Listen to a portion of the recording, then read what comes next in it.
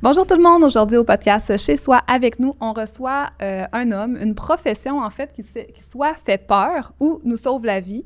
Aujourd'hui, on reçoit Jonathan de Lexime Avocat. Allô, Jonathan? Salut, ça va bien? Eh oui, merci d'être là. Aujourd'hui, on va vraiment te bombarder de questions là, au niveau des litiges en matière immobilière. Je pense que c'est pas mal ta spécialisation. Effectivement, pas mal.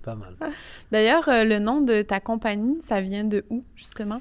Ben Lexime, en fait, lex pour loi en latin et im pour le début d'immobilier. Donc, c'est bon, Amélie, on a fait appel à la bonne personne. Oui. On a le bon pour nos sujets. Ouais, sûrement. Puis, en fait, sur ton site Internet, c'est indiqué que ton cabinet, c'est un cabinet boutique. Est-ce que tu peux nous expliquer un peu le terme? Parce qu'il n'est pas familier là, pour tous. Non, en fait, normalement, un cabinet boutique, c'est un cabinet spécialisé dans un domaine spécifique. Dans le cadre de Lexime, c'est un cabinet de litige, donc de plaider devant les tribunaux. Et dans mon cas, immobilier, construction principalement. Et succession depuis quelque peu, mais principalement immobilier, construction. OK. Puis, dans les litiges immobiliers, on s'entend, là, c'est assez spécifique là, comme intervention, là, on va dire, là, mais tu dois en avoir quand même énormément. Là, Oui, parce que l'immobilier, c'est très large. Hein? Oui. On parle souvent de vice caché, mais on parle aussi du droit de la propriété, les limites de vos terrains, le fait de borner les voisins, des problèmes de voisinage, des problèmes de construction, des problèmes de servitude, toutes sortes de problèmes qui sont en lien avec la propriété, qui peut être un terrain ou qui peut être une maison, qui peut être un immeuble commercial, des locaux commerciaux, des problèmes de baux.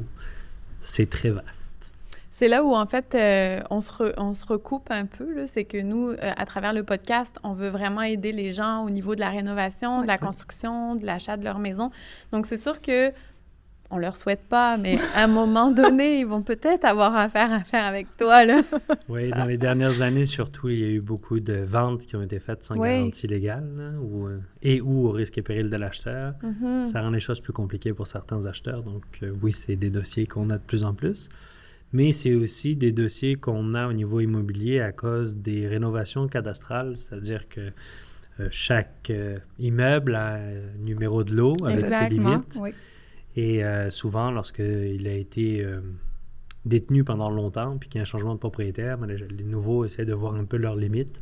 Et là, ils s'aperçoivent qu'il y a peut-être des empiètements à droite ou à gauche. Alors, ça crée des petits problèmes.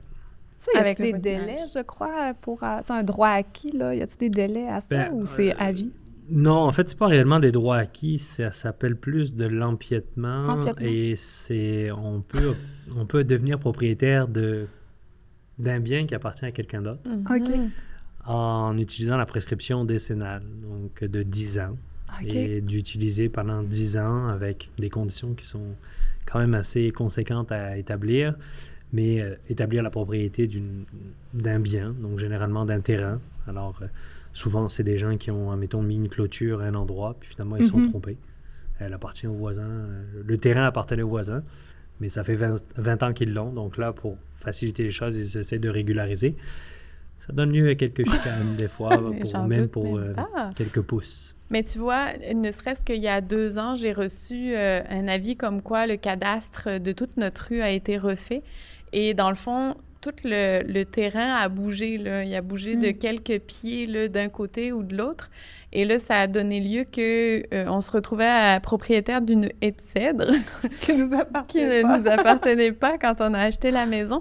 Donc, c'est sûr que des fois, ça peut être un peu confrontant parce que c'est pas nous qui avons décidé de refaire le cadastre. Là, c'est vraiment la ville, en fonction des servitudes, etc., de l'hydro aussi, de la ligne d'hydro qui passe, qui décide de retravailler, en fait. Sauf que la rénovation cadastrale en tant que telle ne donne pas de droit. C'est pas parce que dans la rénovation cadastrale, les lignes ont bougé que ça signifie que c'est réellement vos limites. Eux, ils font une rénovation cadastrale. Ce n'est pas parce que, mettons que la rénovation cadastrale vous donnait 1 mètre de plus, par exemple. Ce n'est pas parce que la rénovation cadastrale vous donne 1 mètre de plus que vous êtes réellement propriétaire du 1 mètre de plus. La propriété, et c'est très compliqué, mais si je vais essayer de vous simplifier ça, là, vas-y. À un moment donné, les lots ont été créés. Oui. Ça, on appelle ça le cadastre original. Donc, à ce moment-là, on crée un lot. Généralement, c'était des grands lots dans les rangs, des grands rectangles. Exact. Qui, au fur et à mesure, ont été séparés. C'est ça qui crée le cadastre.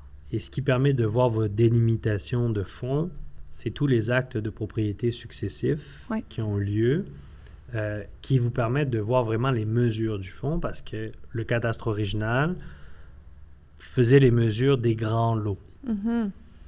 Alors, la rénovation cadastrale, c'est surtout pour faciliter la dénomination des lots. Alors avant, par exemple, on était propriétaire du rang 2, lot 18, partie 4, tiré 2.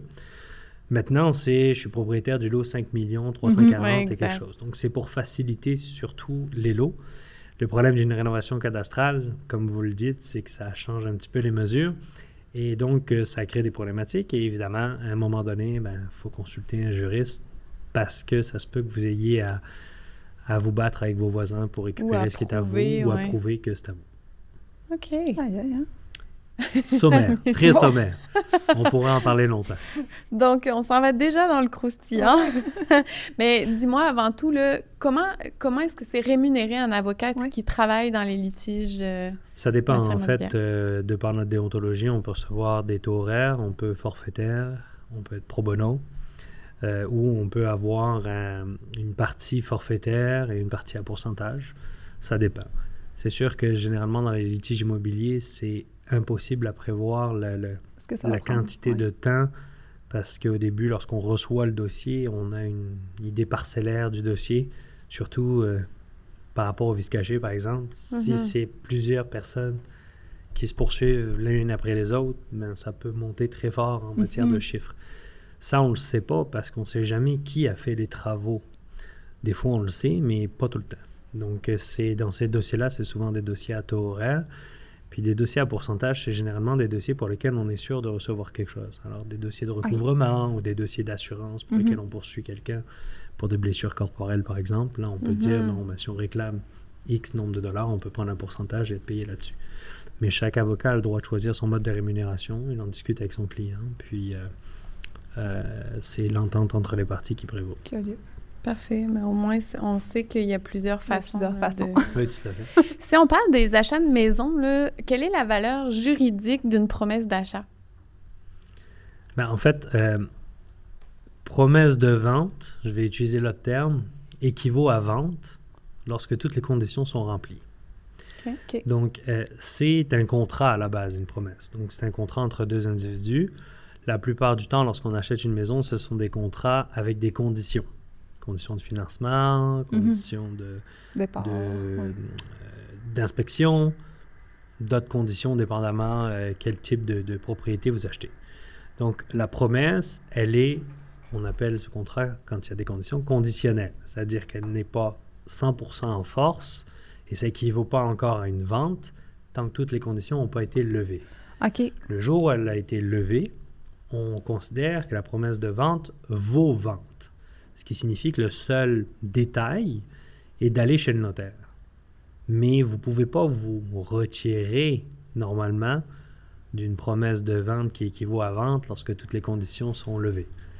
Si vous voulez vous retirer, il peut y avoir des compensations monétaires ou des négociations qui doivent se mettre en place. Parce que, tu sais, admettons, là, on l'a vu souvent, là, conditionnel à la vente de notre maison, par exemple. Puis des fois, la maison, elle se vend pas. Pas en ce moment, là, mais admettons que la maison ait de la difficulté à se vendre. Est-ce que le vendeur, dans le fond, celui qui vend sa maison, peut se retirer de ce contrat-là, finalement? En fait, est-ce qu'il y a un délai, en droit, c'est toujours la même problématique, c'est ça dépend du contrat. Vous allez souvent m'entendre dire ça, mais il y a une nuance entre du proprio, par exemple, puis des courtiers. Évidemment, du proprio, ils ont des formulaires, mais les gens ne les utilisent pas tous. D'accord?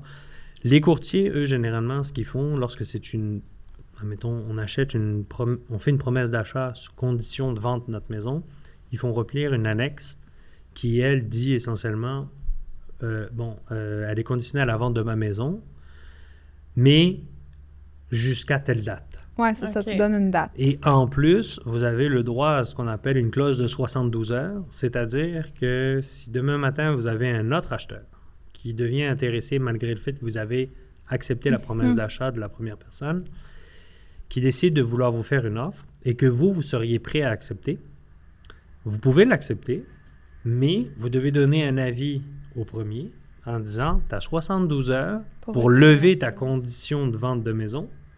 Sinon, la vente va devenir caduque et je vais acheter, en fait, je vais vendre à l'autre personne.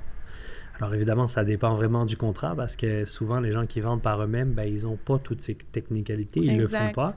Et dans ce cas-là, ben, j'arrive et j'essaie d'aider ou pas. Mais d'où l'intérêt d'être bien aiguillé, ouais. Aussi, c'est ça, comme tu le dis, le proprio, tu n'auras peut-être pas les mêmes clauses que si tu vas avec vraiment un courtier. Là, effectivement, du proprio, il faut vraiment... En fait, il faut que les personnes qui prennent du proprio se renseignent. Ouais, c'est-à-dire que du proprio est un bon site, c'est documenté. Vous avez des aides là, pour ceux qui veulent, pour contacter un notaire ou quoi que ce soit, mais évidemment, si vous ne savez pas utiliser les documents, vous ne les utilisez pas bien, il y aura des conséquences.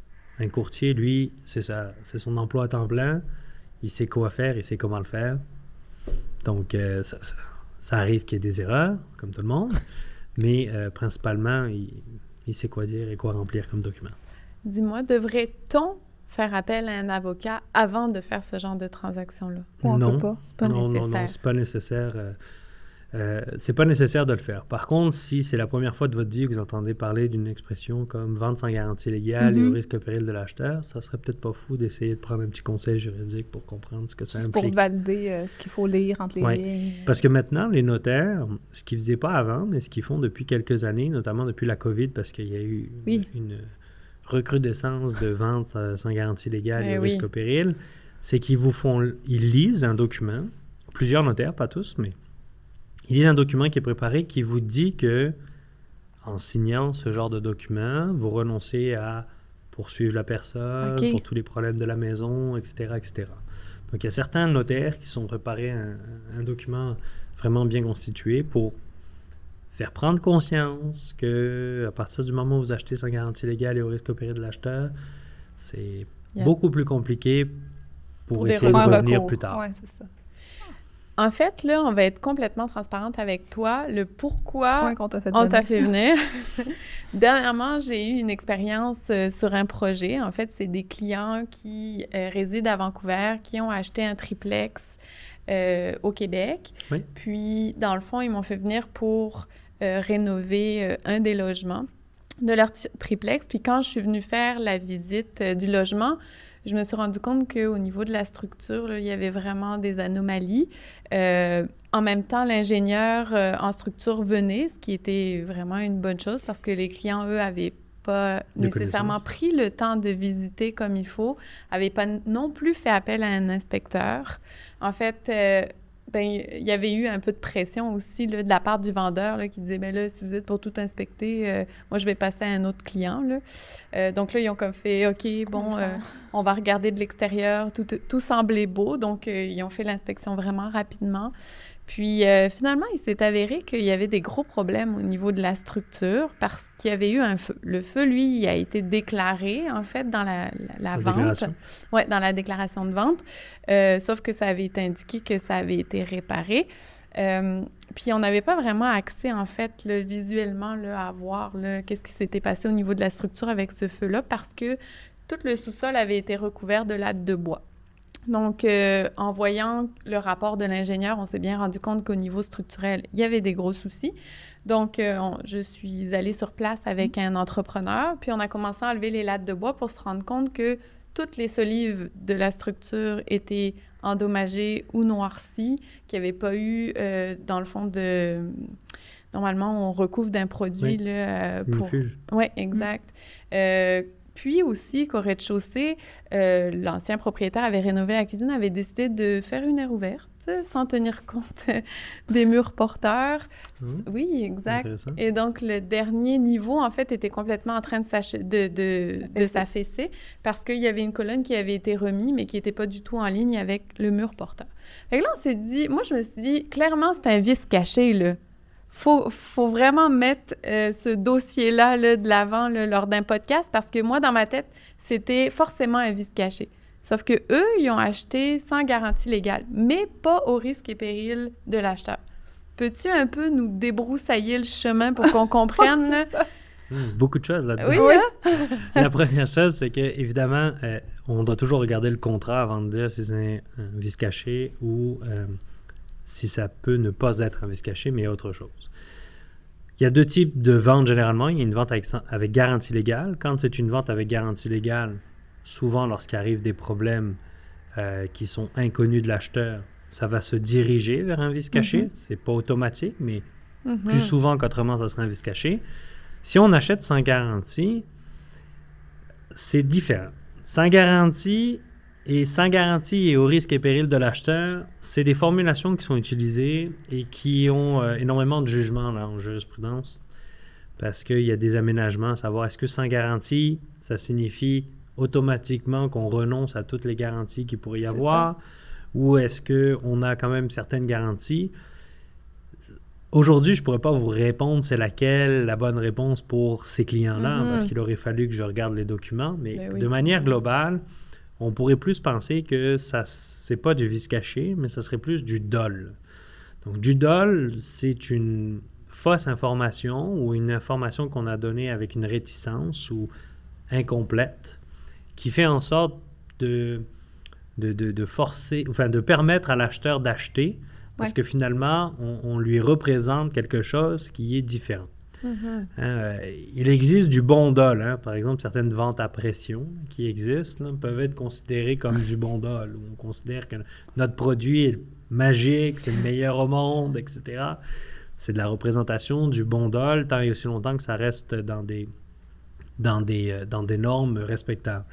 Mais dans le cadre du dol au niveau immobilier, on parle de vraiment une action volontaire de cacher, camoufler, retenir certaines informations. Dans l'exemple que vous me donnez, il y a plusieurs choses qui sont cachées à regarder. La première, c'est qu'il y a une déclaration du vendeur. Discutable. Donc, c'est sûr que tout acheteur qui va, normalement, qui visite ce type de propriété, premièrement, c'est indiqué que c'est une vente sans garantie légale, normalement. Avant même d'acheter sur les sites Internet, centrise du proprio, whatever, c'est mentionné. Il devrait tout de suite y avoir un red flag là, ou une lumière rouge qui s'allume en disant « OK, il peut peut-être y avoir un problème. » Ça va? Ou qu'on va peut-être la payer moins cher, mais il faut s'attendre à faire des travaux. C'est ça. La deuxième chose, c'est qu'évidemment, on remplit une déclaration du vendeur normalement dans toutes les ventes, normalement. Avec un courtier, c'est sûr. Avec les autres, ça ne l'est pas forcément. Donc, dans la déclaration du vendeur, il y a certaines déclarations. Alors, de la façon dont elles sont écrites, ça peut aussi être une divulgation qui soit complète. Mais généralement, un acheteur qui n'a pas de courtier puis qui passe directement avec un vendeur, là, dans votre cas, ça ressemble pas mal à ça. Non, il y avait un courtier. Oui. Lorsqu'on lit une déclaration du vendeur puis qu'il y a des choses qui sont questionnables, préoccupantes, on a une obligation comme acheteur de se renseigner. OK. Évidemment, un vendeur a une obligation de renseigner, mais il n'est pas non plus à une obligation de vous dire tout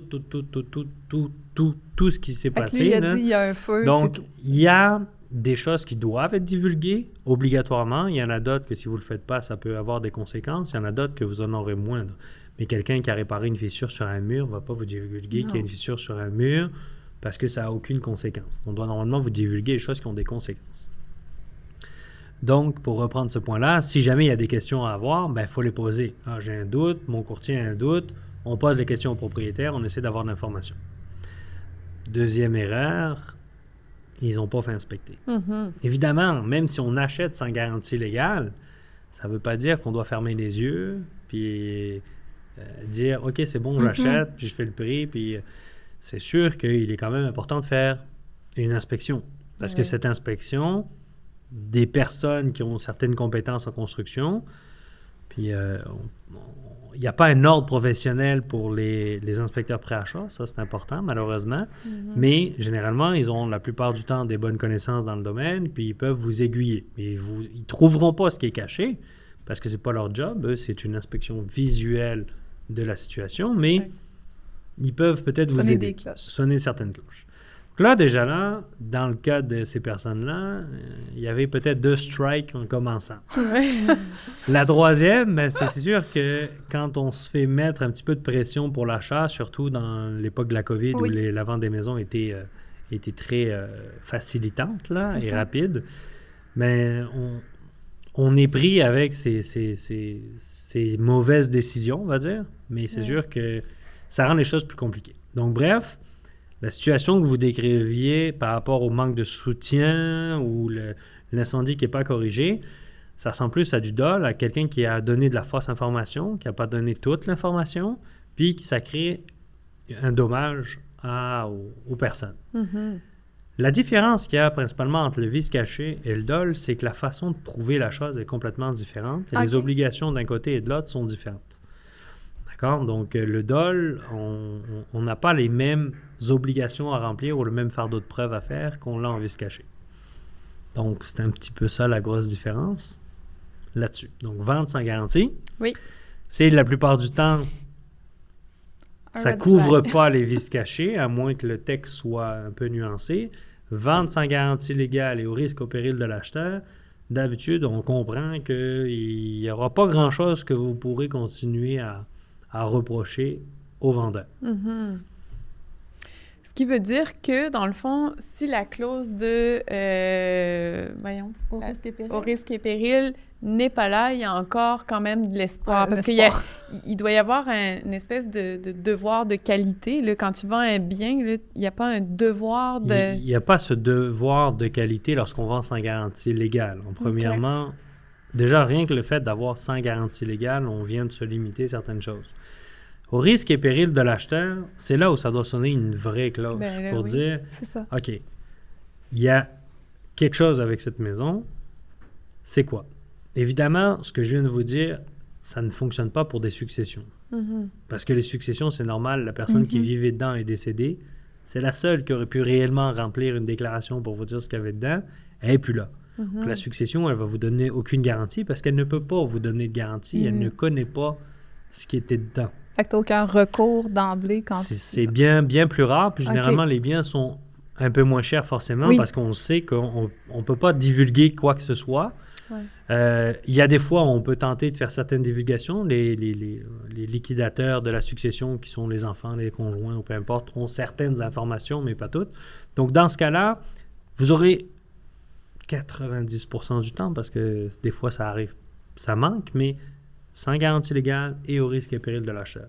C'est pas forcément un red flag, c'est juste que la personne, elle ne peut pas vous donner de garantie. Non, c'est ça, pour ça. Donc, pour les gens, mettons, vous et moi qui vendions une maison à quelqu'un, évidemment, lorsqu'on a ce libellé-là, il faut faire plus attention, il faut être plus diligent, puis il faut comprendre qu'on aura sûrement des travaux à faire. Mais ça ne dispense pas non plus, par exemple, puis la nuance est toujours là, c'est la question du dol est importante parce que si on a déplacé des murs puis on a enlevé des murs qui soutenaient ou des poutres de soutien de la résidence puis qu'on ne l'a pas divulgué, on est clair, puis que c'est nous qui l'avons fait, c'est-à-dire le propriétaire actuel, là, c'est sûr que on est en faute. On est dans un cadre de dol important.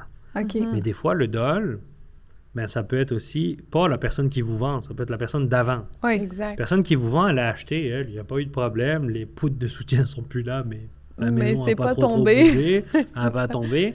Finalement, vous l'achetez, puis là, vous apercevez des problèmes, puis vous dites, ben, tu m'as menti, mais lui, il ne le sait pas, il n'a pas fait les travaux. Non, c'est ça. Donc, c'est pour ça que je vous dis, malheureusement, c'est souvent, chaque dossier est un cas spécifique qu'il faut regarder. Mais dans l'ensemble, sans garantie légale, au risque et péril de l'acheteur, Mais tu me sonnes une cloche aussi avec les poutres, mais tu sais, des fois, il y a des entrepreneurs qui s'inventent entrepreneurs, là, mais s'ils font ça, est-ce que c'est l'entrepreneur qui peut être poursuivi?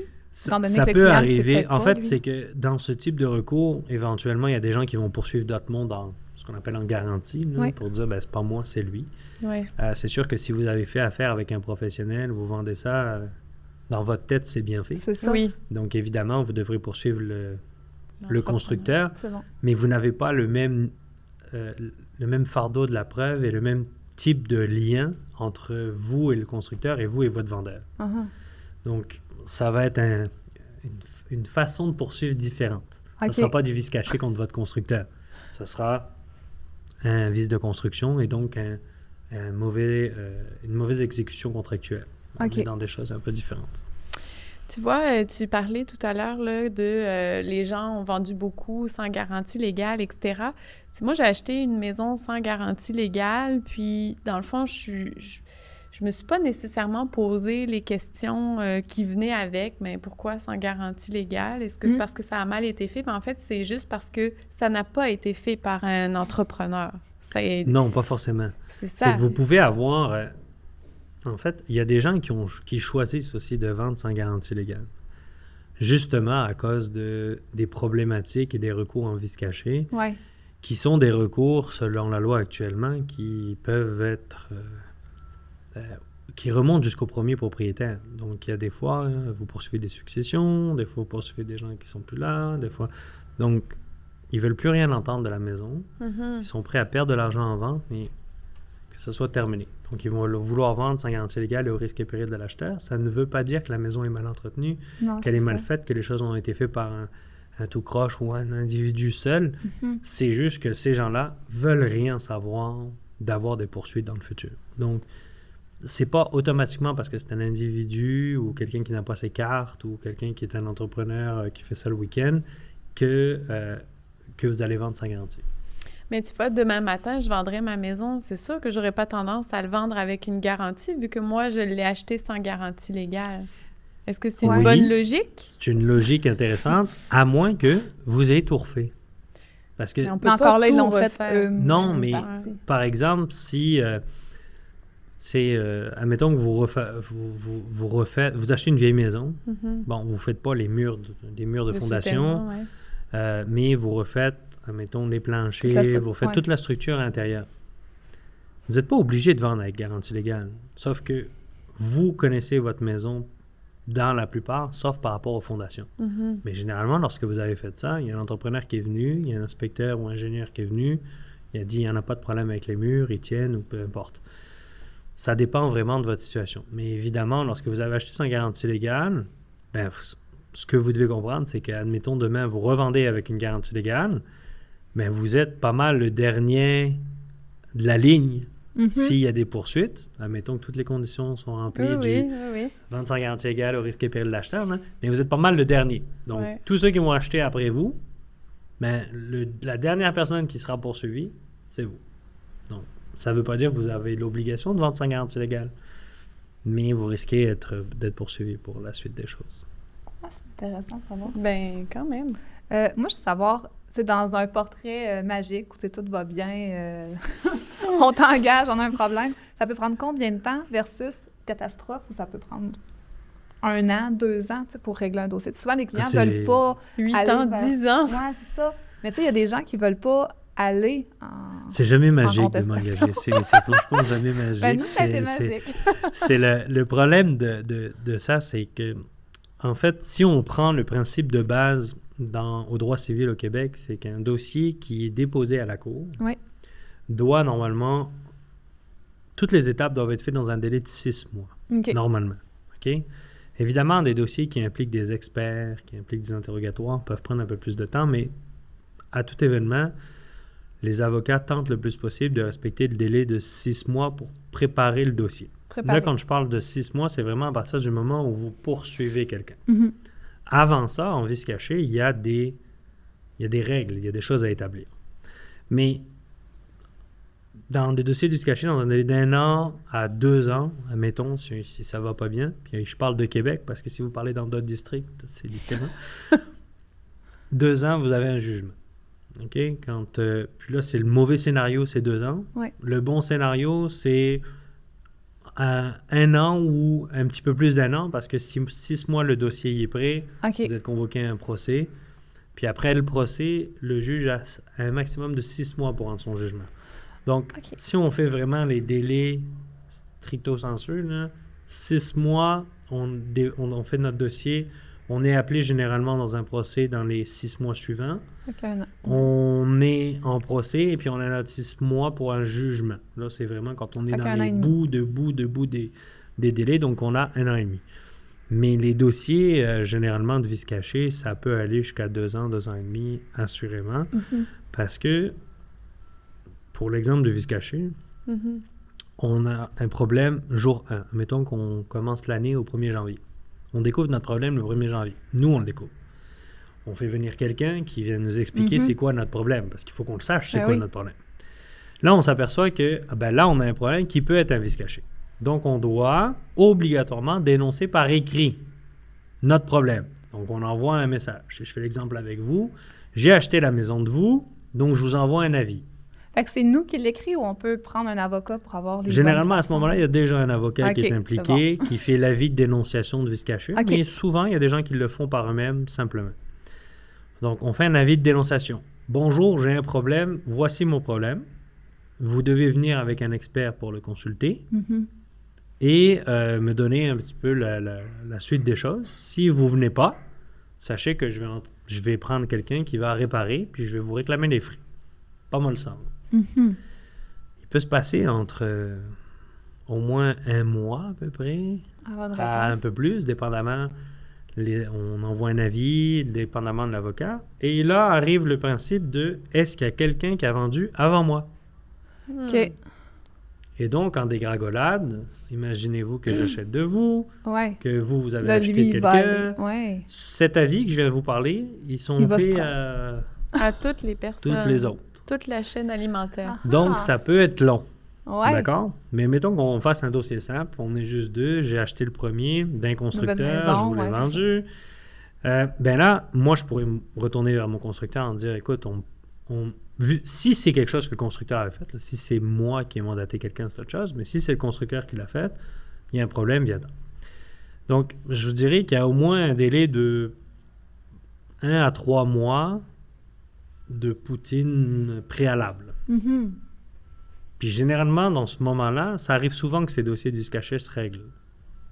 On se règle avec une entente. Parce qu'on sait c'est quoi le problème, on sait comment il faut le réparer, mais il y a d'autres fois, c'est pas aussi facile que ça. Puis dans des dossiers plus grands, là, qui impliquent des milliers et des milliers de dollars, ça peut être plus long. Peux-tu juste nous illustrer le vice caché qui revient le plus souvent? Tu l'as fait un petit peu avant qu'on... c'est la fuite au sous-sol. Hein? La fuite d'eau au sous-sol. C'est pas mal ça souvent qui revient. En fait, essentiellement, il y a quelqu'un qui achète une maison. Le vendeur déclare qu'il n'y a jamais eu de problème. Il achète la maison, puis quelques mois ou dans l'année qui suit, il y a de l'eau qui rentre au sous-sol. Et là, on s'aperçoit que la fondation est craquée ou que finalement, il y a de la moisissure parce que l'isolation a mal été faite. Mais c'est souvent le sous-sol. Ah là là, cette pièce-là. Oui, cette fameuse pièce qui est problématique. Donc ça, c'est vraiment l'endroit où il y a souvent des vices cachés. Le vice caché, dans le fond, là, on aime ça le trouver, c'est qui le fautif, là, absolument, là, mais... Il y en a peut-être pas, il y en a-tu toujours un fautif? Là? On s'entend la fissure au sous-sol, là. Je disais, à un moment donné, il y a l'âge de la maison, il y a le terrain, comment est-ce qu'il peut être drainé, il y a beaucoup de choses. Le problème avec du vice caché, c'est souvent un élément qui est de temps. Et je m'explique. Quand vous achetez une maison de 1950 et que vous l'achetez en 2023, la façon de bâtir en 1950 n'est pas du tout la même que 2023. Exact. En vice caché, ce qu'il faut démontrer, c'est qu'au moment où vous l'avez acheté, de qui vous l'avez acheté, il y avait un problème. Mais pour finalement arriver au point où ça sera le dernier, là, celui de 1950 par exemple qui paierait, il faudrait démontrer que les normes de construction de 1950 n'ont pas été respectées.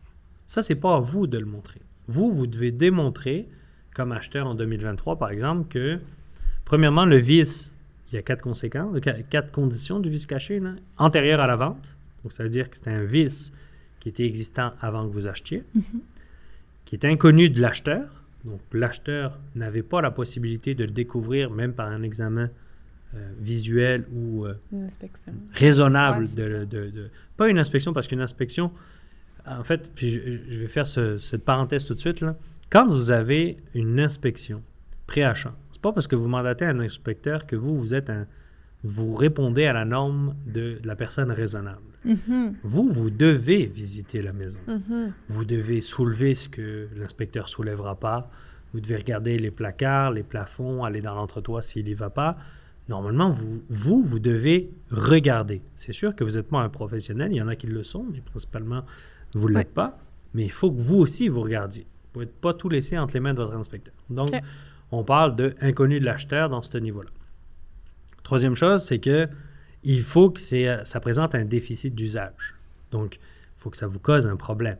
Hein? Oui, c'est ça que tu dis. Une fissure, admettons, dans un mur qui n'a aucune conséquence, n'est pas forcément un vice caché parce que ça l'entraîne, oui, c'est esthétique, puis il faut le réparer, mais ça n'entraîne pas un déficit d'usage. Et le quatrième, c'est une gravité, une certaine gravité dans le vice.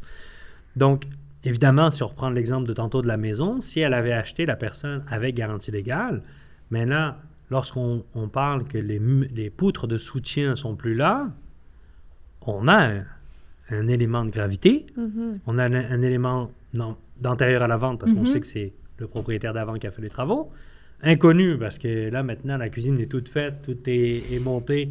Vous ne pouvez pas savoir forcément que la poutre où elle est bonne, elle est bien placée ou mal placée. Et finalement, on s'entend que votre maison peut s'effondrer. Donc, la notion de gravité ou déficit d'usage, c'est présente. Ça va? Donc, c'est un peu ça, en fait, les conditions du vice caché. Dis-moi, peux-tu me dire un peu, là, c'est quoi la validité légale d'une inspection? Est-ce que l'inspecteur, lui, on peut se retourner contre cette personne-là? Je veux dire, on le paye pour un service professionnel, là. Oui, on peut se retourner contre un inspecteur. Il faut premièrement... En fait, il faut que lorsque vous trouvez la problématique, que la personne qui vient, votre expert, là, qui peut être architecte, ingénieur, technologue, peu importe, aurait dû le voir. Dise, allô. Il aurait dû le voir. Il aurait dû voir ça. Là. OK. Si c'est le cas, vous pouvez poursuivre votre inspecteur, bien entendu, en lui disant que c'est un vice apparent. Mais pour vous protéger, vous allez aussi dire, on pense que c'est apparent, mais on n'en est pas sûr. Donc, vous allez aussi dénoncer à votre vendeur qu'il y a peut-être un vice caché. Parce qu'il faut préparer les deux. Parce que, oui, ça se peut que ça soit visible, mais il faut s'assurer que ça le soit. Parce que si ça ne l'est pas, ça va être dans la cour de votre vendeur si vous avez acheté avec garantie légale. C'est très bon. Je vais juste regarder là. Oui, c'est bien parce que tu es pressée, parce que j'avais plein d'autres questions. Exact. Je pense qu'on n'aura pas le choix d'en faire un deuxième. Mais on pourra faire partie 2 là, des vices cachés ou du dol. Mais même hypothèque légale, ça peut être un dossier croustillant, là, autant pour la personne... qui le vit, qui le reçoit, qui l'envoie. Surtout les hypothèques légales, honnêtement, faut un petit peu démystifier là, parce que les gens c'est pour toi, tu vas être en retard. Là, ça va être un autre podcast? Mais ce serait un autre podcast. Parce que les gens capotent quand ils reçoivent ça, mais il y a quand même... votre maison n'est pas vendue demain matin. Là, non, exact. C'est ça. Mais il y a plein de gens qui ne savent même pas c'est quoi une hypothèque légale. Fait que c'est pour ça que je pense que ça pourrait être une bonne émission numéro 2 avec toi. Ouais, on boit tes paroles, là. C'est rare là, qu'on parle si peu, là. Non, c'est ça, on est comme, ah ouais! Oui, on en apprend aussi. Il y a des choses à apprendre. C'est sûr que faut, par contre, la seule réserve que je peux mettre dans tout ce que j'ai dit aujourd'hui, c'est la même chose, c'est que chaque dossier est différent. Oui. Puis les juristes, on va tout regarder les éléments, puis on va diriger nos clients à dire, oui, tu as de la chance ou tu n'auras pas de chance là-dessus. On ne peut jamais garantir le résultat de ce qu'on va produire parce que, évidemment, dans ce genre de cas, il y a toujours des personnes externes qui, eux, produisent des opinions. Exact. Puis nous, on se fie sur ces opinions parce que c'est pas nous qui avons cette expertise-là. Et donc, tout est un cas vraiment spécifique à regarder, puis il faut prendre vraiment tous les aspects. Alors, je sais que la plupart des temps, on va avoir des réponses sur une question, j'ai-tu le droit ou pas? Mais c'est très difficile dans ce domaine-là. C'est des dossiers complets qu'il faut analyser pour dire, OK, voici ce que vous pourriez faire ou pas faire, voici ce que je pense, etc. Mais merci d'avoir pris le temps de vulgariser ce domaine parce que c'est quand même un domaine qui peut en rendre certains insécures. Oui, exact, anxieux. Merci de t'être déplacé. On pourra faire partie 2, partie 3, partie 4, dépendamment. Là, parce c'est parfait. Il y a beaucoup de discussions à avoir sur l'immobilier. Oui, puis on voit que tu en manges. Là. On voit que tu aimes ça. Là. Exact. Donc, mot de la fin, on espère que vous avez aimé, que vous avez hâte au prochain avec Jonathan. Puis, au prochain. Donc, merci beaucoup encore d'être venu. Merci à vous de m'avoir reçu. Tu nous as démystifié beaucoup cette zone grise. On essaye. J'essaie de passer une bonne journée, puis de toute façon, on se reparle. Oui, bientôt. Ça marche. Merci, Jonathan. Merci.